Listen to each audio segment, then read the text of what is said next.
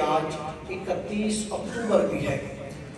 31 اکتوبر ایک بہت بڑا نام جناب شہید ناموس رسالت حضرت غازی علم الدین شہید رحمت اللہ تعالیٰ علیہ کا آج یوم شہادت ہے۔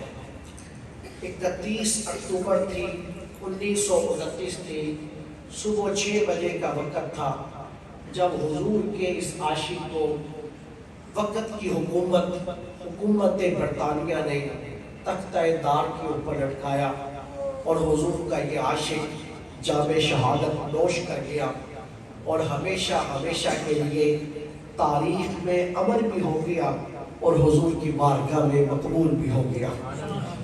تو چند لمحے، یہ جو 15-20 منٹ ہیں، چند لمحے اسی حوالے سے گفتگو کروں گا۔ اللہ رب العزت اپنے محبوب کے اس عاشق صادق کے سچے سچے عشق کی خیرات ہم گنہگاروں کو بھی نصیب فرمائے۔ سامعین محترم، حضرت غازی علم الدین شہید رحمت اللہ تعالیٰ علیہ آپ نے اپنی جان حضور کی ناموس پہ قربان کر دی، حضور کی عزت کے اوپر قربان کر دی۔ یہ مسئلہ اس قدر نازک ہے کہ سامعین محترم کہ ایک جان کیا اس جیسی ہزاروں جانیں بھی ہوں تو کملی والے کے نام کے اوپر ایک ایک کر کے قربان کرنا، یہ ہم اہل سنت و جماعت کا یہ عقیدہ ہے۔ اور قرآن مجید فرقان حمید نے اسی کی وضاحت فرمائی جو میں نے آیہ کریمہ پڑھی۔ اللہ رب العزت نے یہ ارشاد فرمایا کہ فَلَا وَرَبِّكَ۔ اب اس آیت کریمہ کو آپ دیکھیں تو آیت کریمہ میں اللہ رب العزت نے یہ بھی بتا دیا کہ میرے محبوب کی شان کیا ہے، اور اللہ رب العزت نے یہ بھی بتا دیا کہ جو حضور کو تسلیم نہ کرے کسی حوالے سے بھی تو پھر اس کی سزا کیا ہے۔ سامعین محترم، اور یہ واقعہ ہوا حضرت سیدنا فاروق اعظم رضی اللہ تعالی عنہ کے ساتھ۔ واقعہ کیا تھا؟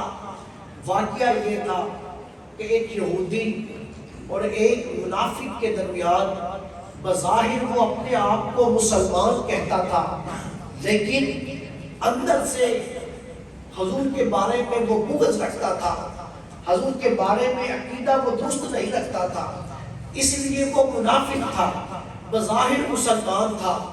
تو اس منافق کی اور ایک یہودی کی تفسیر در منصور میں حضرت امام جلال الدین سیوطی نے اس واقعے کو نقل بھی کیا۔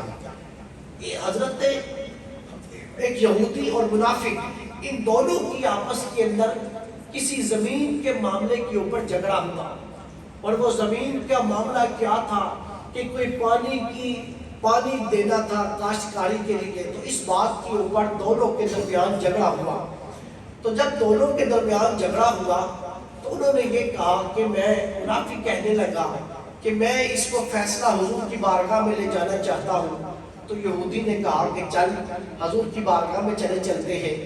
حضور کی بارگاہ میں آیا تو کریم آقا علیہ السلام نے دونوں کی بات سنی، تو حضور نے جو فیصلہ ارشاد فرمایا وہ آپ نے یہودی کے حق میں فیصلہ کر دیا۔ تو وہاں سے اٹھا، تو جب وہاں سے اٹھتا ہے تو حضرت سیدنا صدیق اکبر رضی اللہ تعالیٰ کی بارگاہ میں آگے وہ منافق کہنے لگا کہ میرا خیال یہ ہے کہ ہمیں ایک دفعہ حضرت ابوبکر کی بارگاہ میں بھی جانا چاہیے۔ اس یہودی نے کہا کہ چلو حضرت صدیق اکبر کی بارگاہ میں بھی چلتے ہیں۔ وہاں گئے، حضرت صدیق اکبر نے دونوں طرف کی باتیں سنی، تو سن کے آپ نے ارشاد فرمایا اور جو فیصلہ تھا آپ نے اس یہودی کے حق میں کر دیا۔ جب یہودی کے حق میں کیا تو اس منافق کی پھر بھی تسلی نہ ہوئی، پھر وہ اٹھا کہنے لگا کہ ایک بات سیدنا فاروق اعظم کی بارگاہ میں چلتے ہیں۔ تو وہاں سے اٹھے تو حضرت سیدنا فاروق اعظم کی بارگاہ میں دونوں آگے۔ تو یہودی بات جب سنانے لگے، منافق جب بات کرنے لگا تو اس نے کہا کہ اے عمر، ایک ذرا سی میری بھی عرضی ہے، میری بھی بات سننا۔ حضرت فاروق اعظم رضی اللہ تعالیٰ نے یہ ارشاد فرمایا، آپ نے فرمایا کہ بول کیا کہتا ہے؟ تو وہ کہنے لگا یہودی کہنے لگا کہ عمر آپ سے پہلے یہ فیصلہ کریم آقا علیہ السلام میرے حق میں فرما چکے ہیں، حضور نے یہ فیصلہ میرے حق میں کر دیا ہے۔ اس منافق کی پھر بھی تسلی نہیں ہوئی تو یہ ابو بکر کی بارگاہ میں چلا گیا، حضرت ابو بکر نے بھی فیصلہ میرے حق میں کیا، اس کی پھر بھی تسلی نہیں ہوئی تو پھر یہ آپ کی بارگاہ میں آ گیا ہے۔ حضرت فاروق اعظم نے کہا اچھا اگر یہ ماجرا ہے کہ حضور فیصلہ فرما چکے ہیں تو اس کو تسلی نہیں ہوئی، تو وہ کہنے حضرت سیدنا فاروق اعظم کہنے لگے ذرا رکو پھر یہاں پر۔ تو حضرت فاروق اعظم تشریف لے گئے، آپ کچھ دیر کے بعد آئے تو تلوار آپ کی نیام سے باہر تھی، آپ نے اٹھائی وہ تلوار اور اٹھا کے اس منافق کے سر کے اوپر ماری، اس کا سر تن سے جدا کر دیا۔ سیدنا فاروق اعظم رضی اللہ تعالیٰ کہنے لگے جس کو حضور کے فیصلے کے اوپر اعتراض ہو اس کا فیصلہ عمر کی زبان نہیں کرتی، اس کا فیصلہ عمر کی تلوار کرتی ہے۔ سامعین محترم، حضرت صدیق سیدنا فاروق اعظم نے اس منافق کے سر کے اوپر اس کی گردن پہ تلوار چلا کے رہتی دنیا تک کے لوگوں کو یہ پیغام دے دیا کہ لوگوں سنو اس بات کو، جس کو کملی والے کے فیصلوں کا واسطہ ہو، جس کو کملی والے کی ناموس کا واسطہ ہو، جس کو کملی والے کی عزت کا واسطہ ہو، اس کی پھر زبانوں سے گفتگو نہیں کی جاتی، پھر اس کے بعد جب بات کی جاتی ہے اس کا علاج پھر کہیں چھپا ہے تو وہ صرف اور صرف تلوار کے اندر چھپا ہے۔ مدینہ طیبہ کے اندر شور مچ گیا کہ عمر نے ایک مسلمان کو قتل کر دیا ہے، عمر نے ایک مومن کو مار دیا ہے۔ حضور کی بارگاہ میں بات جا پہنچی، حضور کی بارگاہ میں عرض کی گئی آقا یا رسول اللہ عمر نے ایک مسلمان کو مار دیا، عمر نے ایک مسلمان کا قتل کر دیا ہے۔ سامعین محترم، تشویش ہوئی کہ ایک مسلمان کو عمر نے مار دیا۔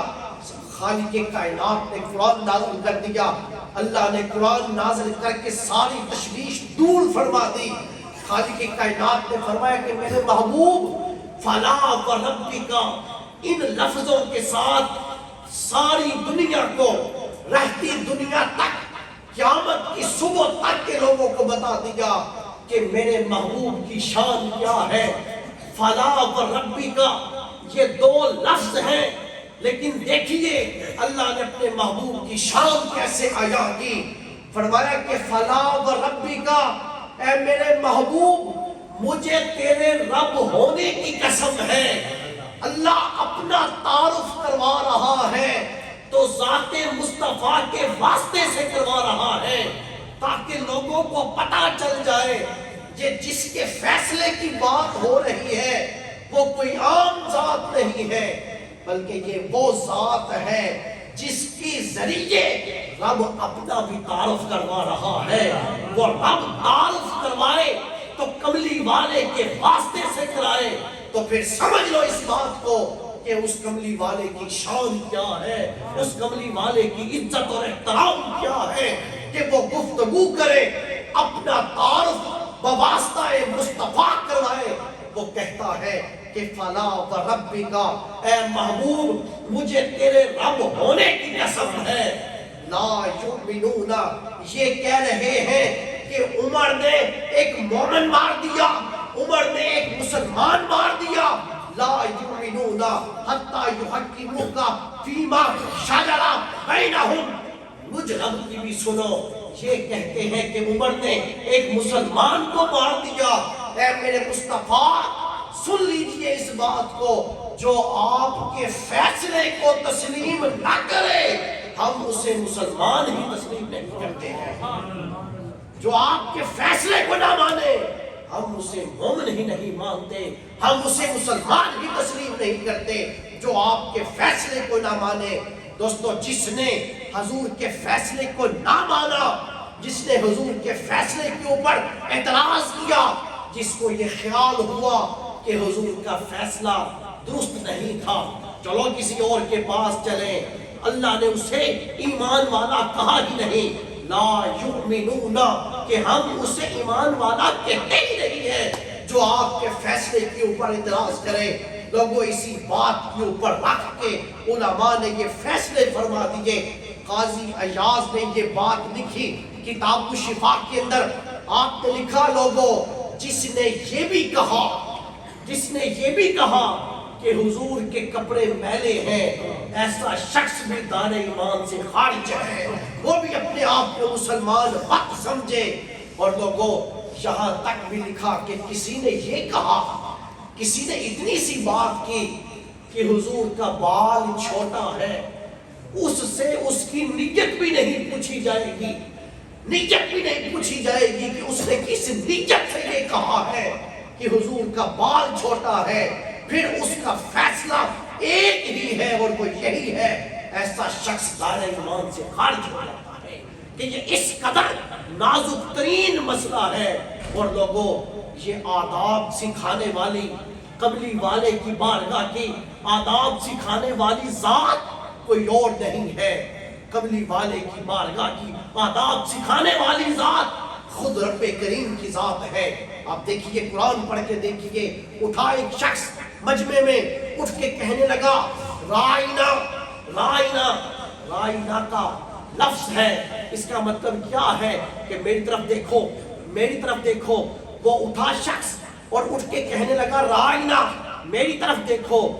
اللہ کو یہ لفظ پسند نہ آیا کہ کسی نے میرے قبلی والے کی طرف دیکھا اور دیکھ کے یہ کہا کہ رائنا، میری طرف دیکھو۔ رائنا کا لفظ بولا جاتا تھا جس وقت بکریوں کو چراتے ہیں، بکریوں کی توجہ اپنی طرف کرنی ہو تو رائنا کا لفظ بولا جاتا ہے۔ خالق کائنات نے فرمایا اگرچہ یہ لفظ بولنے سے مطلب پورا ہو جاتا ہے، معنی پورا ہو جاتا ہے، معنی تو پورا ہوتا ہے، لیکن میرے مصطفیٰ کا ادب پورا نہیں ہوتا، احترام پورا نہیں ہوتا۔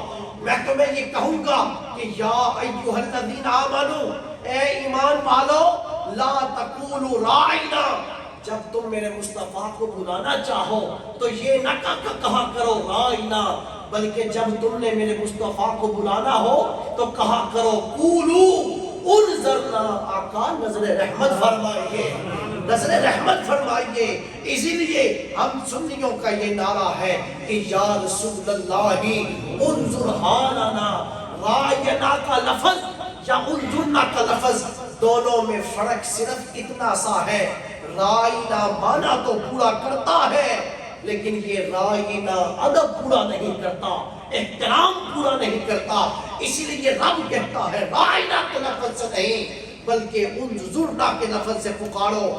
دوستو کہیں جا کر یہی ایمان تھا، یہی یقین ہے، یہی آداب ہے، یہی احترام ہے، اسی کو ہی ایمان کہتے ہیں۔ یہاں سے کوئی ہٹا، صحابہ نے ایک لمحے کے لیے بھی برداشت نہ کیا، ایک لمحے کے لیے بھی کوئی حضور کی بارگاہ میں۔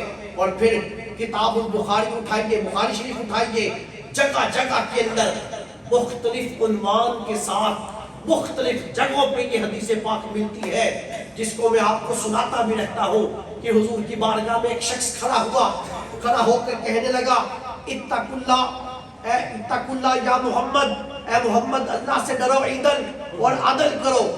حضور نے فرمایا معاذ اللہ، اگر میں ہی خدا سے نہیں ڈروں گا، اگر میں ہی عدل نہیں کروں گا تو پھر کون عدل کرے گا، پھر کون ڈرنے والا ہوگا۔ صرف اتنی سی بات کی اس شخص نے، حضرت فاروق اعظم اٹھ کے کھڑے ہو گئے۔ حضرت فاروق اعظم نے تلوار نیام میں سے نکال لی اور عرض کی آقا اجازت دیں۔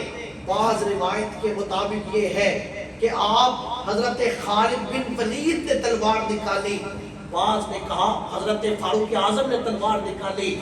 سامعین محترم، دونوں کی بات ایک ہی تھی کہ حضور کی بارگاہ میں یہ الفاظ بولے تو اس شخص نے حضور کو پشت کی، حضور کو کمر کی اور کمر کر کے جانے لگا۔ حضور نے فرمایا عمر کیا بات ہے؟ عرض کی یا رسول اللہ اجازت دیں اس گستاخ کا میں سر اتاروں جس کو آپ کی بارگاہ میں گفتگو کرنے کی آداب کا نہیں پتا، جو آپ کو پشت کر کے جا رہا ہے، آقا اجازت دیں کہ میں اس کی گردن اتاروں۔ حضور نے فرمایا نہیں عمر، ابھی نہیں، لوگ کہیں گے کہ آپس میں لڑنا شروع کیا، لیکن آپ نے فرمایا عمر دیکھ لے اس کو، اس کی نسل میں سے لوگ آئیں گے، قرآن پڑھیں گے، نمازیں پڑھیں گے، روزے پڑھیں گے، لیکن ایمان سے خارج ہوں گے۔